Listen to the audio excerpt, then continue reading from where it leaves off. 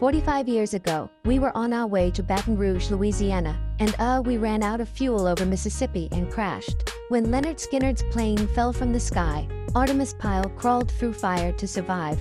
But decades later, the real shock wasn't the crash, it was what he did next. This is the story they tried to bury. Artimus Pyle never tried to be a star.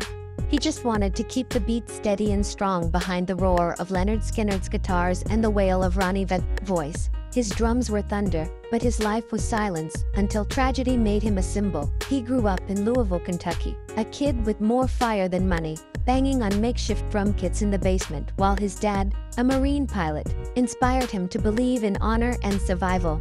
By the time Artimus joined Skynyrd in the mid-70s, the band was already writing its name into rock history. Freebird wasn't just a song, it was an anthem for every rebellious kid who wanted to taste the sky. And Artimus, with his untamed hair and steady arms, kept that song alive every night on tour, pounding the skins like he was born with drumsticks instead of bones. But everything changed on October 20th, 1977. It should have been just another ride. They've done it 1,000 times. The band's Convy CV-240 took off from Greenville, South Carolina, headed for Baton Rouge. What happened next turned into one of rock's darkest moments. The plane sputtered, fuel tanks empty, and fell from the sky like a wounded bird. When the wreckage slammed into the Mississippi woods, 6 people died, including Ronnie Vincent and Steve Gaines. Artimus survived, but survival didn't mean safety. He crawled from the wreckage, broken ribs, grinding with every breath, bleeding, delirious, stumbling barefoot through thorns and darkness to find help. He flagged down a farmer's house, but instead of rescue, he was met with a shotgun. The farmer, terrified and confused, fired a warning shot over Artimus's head, convinced the bloodied stranger was a threat. That night haunted Artimus forever. He walked away with a legacy and a lifetime of scars, both inside and out.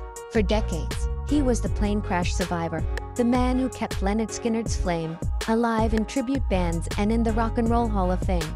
But the truth is that survival can twist you up inside. The crash didn't just break his bones, it broke his trust, his friendships, and eventually his reputation.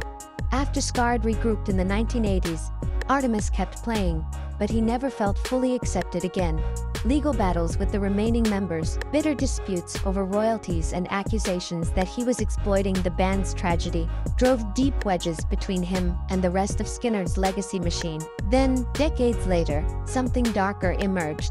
In the early 1990s, allegations of sexual misconduct rocked Artimus' name.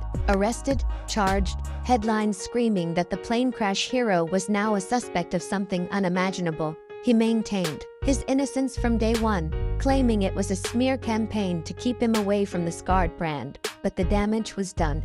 Fans who'd seen him as the scrappy survivor didn't know what to believe. Some stood by him, pointing to the lack of hard evidence, the conflicting statements, the fact that Artimus had always been outspoken against the way the Skynyrd business was run. Others walked away, not wanting to wrestle with the idea that the man who survived that night in 1977 might have become something darker. The legal battles dragged on for years. In 1993, he pleaded guilty to lesser charges, but even then, he claimed it was just to make it stop to avoid bankruptcy and protect his family. He never served hard time, but the stain never washed away either. Artimus tried to rebuild, forming the Artimus Pyle Band and performing the Skynyrd hits he helped make immortal. He told his side of the story again and again that he was railroaded, that the real criminals were the ones who controlled Skynyrd's name and money while claiming to honor the dead.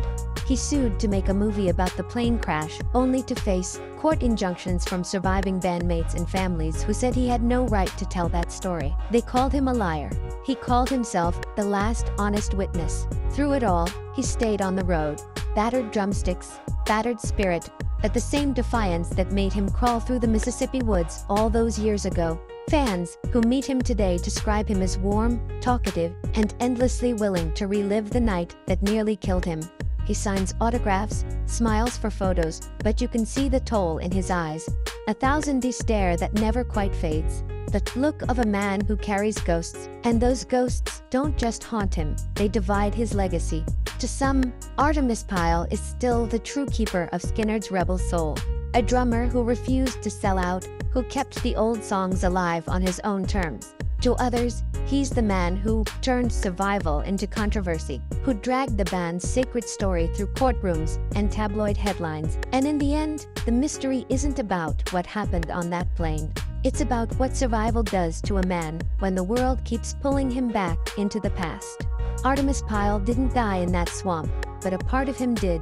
The kid who just wanted to play drums behind a band of brothers became the man alone on stage, pounding out the same songs while the people he loved the most vanished one by one. He says he dreams about Ronnie Vincent. Sometimes they're back on the plane, laughing, young, invincible, and then he wakes up, every bone aching, the roar of Freebird echoing in his mind like a prayer he can't stop repeating. The truth is, the Artimus Pyle mystery is no mystery at all. It's a tragedy in slow motion. The hero became the villain, the outcast stayed an outcast, and the beat goes on.